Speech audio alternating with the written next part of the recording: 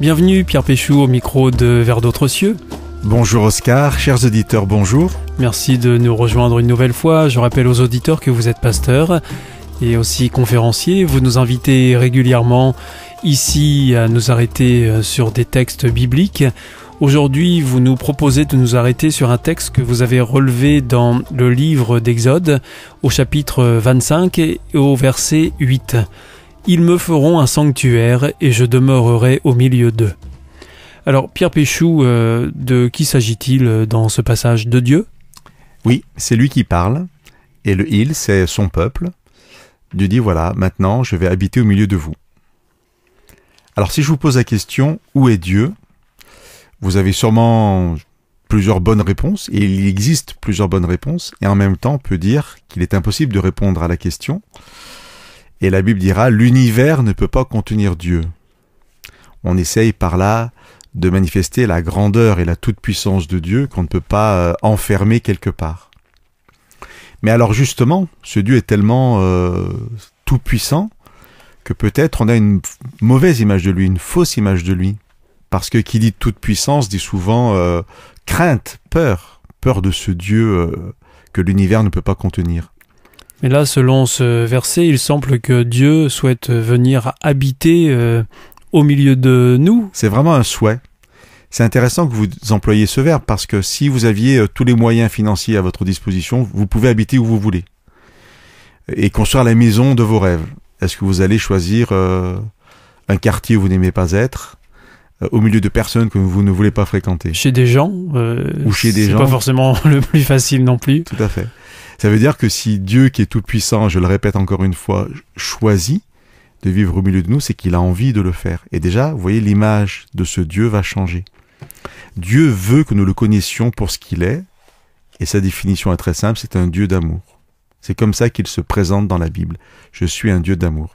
Et pour nous le prouver, il vient vivre au milieu de nous.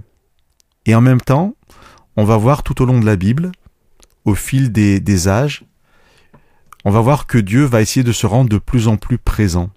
Nous avons l'habitude de dire que, au début, Dieu est vraiment le Dieu qui est dans le ciel. Le Dieu est au-dessus de nous.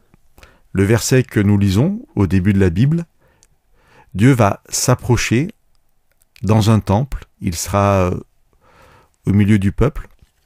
Et puis, dans le Nouveau Testament, on va nous présenter Jésus comme étant de toute éternité auprès de Dieu et qui va se faire homme. Et on aura maintenant Dieu parmi nous, la présence de Dieu en Jésus-Christ parmi nous. Et si on va encore un peu plus loin, on va nous parler de l'Esprit de Dieu et nous dire que l'Esprit de Dieu sera en nous. Vous voyez cette progression, Dieu au-dessus de nous, Dieu parmi nous et Dieu en nous. Lorsque nous disons ça, eh bien, peut-être que certains auditeurs ont l'impression qu'on abaisse Dieu.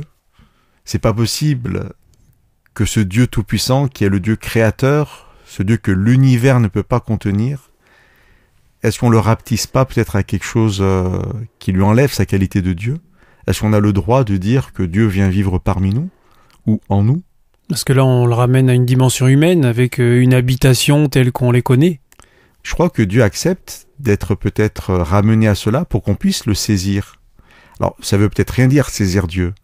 Qu'on puisse, en tout cas, comprendre de Dieu ce que Dieu a envie qu'on comprenne de lui, c'est-à-dire sa proximité, une forme d'intimité qui seront nécessaires à comprendre son amour dont je parlais au début. Mais en fait, ce n'est pas Dieu qui s'abaisse, c'est Dieu qui nous élève.